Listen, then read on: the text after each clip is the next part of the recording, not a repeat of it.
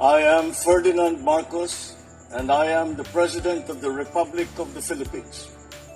I stand today on behalf of 110 million Filipinos.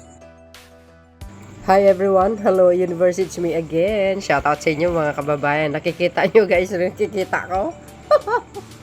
Sabi sa inyo. Alam nyo, maganda nga yan eh. Bakit?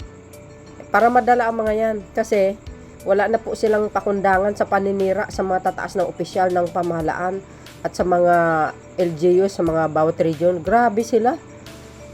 Masyado ng below the belt guys, yung ginagawa ng mga DDS vlogger, sa totoo lang.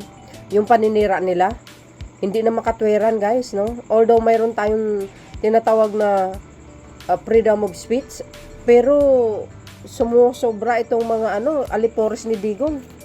Matindi ang sasama ng pag-ugali. Grabe. Kailangan talagang bigyan talaga ng aksyon. So maganda yung ginawa ni Gobernador Gwen Garcia guys. So yan, DDS vlogger, EB Jogalbut faces cyber libel charge file by Cebu Governor Gwen Garcia. O, di ba? Sabi sa inyo alam nyo, hindi pwede yung ipagsawalang bahala mo. Kasi, alam nyo, kasi sasabihin ng mga tao, ano ba tong mga matataas na opisyal? Binabaliwala yung paninira sa kanila, hindi sila gumawa ng aksyon.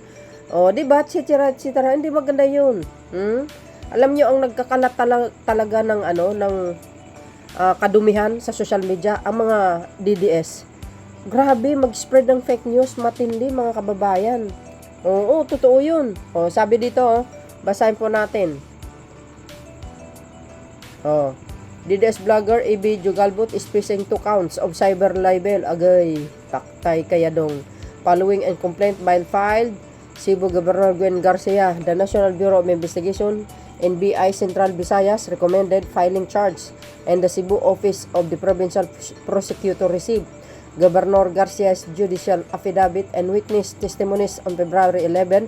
Jogalbut was served as a copy of the investigation report on February 24 through the Liluan PNP warrant server. Oh, buti nga sa inyo yan. Sa mga opisyal ng gobyerno, huwag yung ipagsawang bahala yung paninira nila sa inyo. Gumawa kayo ng aksyon. Ipakulong ang mga yan. Di ba? Jogalbut was among those invited to attend the House Tricom. Yan hearing but deliberately avoided it. This case demonstrates efforts to hold online personalities accountable for spreading malicious allegation. You see, guys, maganda po yan. Yung ginagawa ng mga gobernador, congressman, or mataas man opisyal, bigyan ng ultimatum itong mga to para nang sa ganun, madala, mahinto yung mga pag-spread nila ng fake news sa social media. Dati-rati mga kababayan, wala naman ganyan di ba? Tingnan nyo, in-invite sa Tricom, hindi sila sumipot. Ngayon, paano niya tatakasan nito? Ito si Jogalbut, but kaayo nimo. Di ba guys? Ay nako, matapang na gobernadora ng Cebu yan. Hindi ka uurungan. Ayan agay. Ano guys ang kapalagayan nyo? Shout out sa mga vloggers. Ayan. Yan ang sinasabi natin The National Bureau of Investigations, NBI Central Visayas, recommended filing charge, and the Cebu Office of the Provincial Prosecutor received Governor Garcia's judicial affidavit and witness testimony on February 11. Jogalbut was served as a copy of, natangkap niya yung copy niya. Mabuti naman. Di ba guys? Ngayon, hindi ka sumipot sa Tricom. For sure, sisipot ka ngayon. Sa court. Ganyan. Go, gobernadora. Bigyan mo ng ng magandang halimbawa sa social media na itong DDS vlogger na ito na dapat lang kastiguhin. Pag hindi niya kayang panindigan yung mga akusan niya sa'yo, ikulong mo. Diba? Mas maganda yun Kaya nga guys, pinapatawag sila sa Tricom Hindi sila sumipot. Kasi guilty sila. Hindi sila sumipot dahil nag-spread sila ng fake news. Ang galing nila talaga manira. Kung ano yung sama ng bunganga ni Judas Coyote, ganun din po yung mga aliporis niya. Oh, you see? Ngayon, mananagot kayo talaga. Subukan nyo itong mga matatapang na mga opisyal ng gobyerno at mga politician. Hindi kayo talaga uurungan. Although guys, mahaba pasensya nila pero masyadong below the belt. Hindi naman pwede yun. 'Di ba? Oh. So, yun mga kababayan.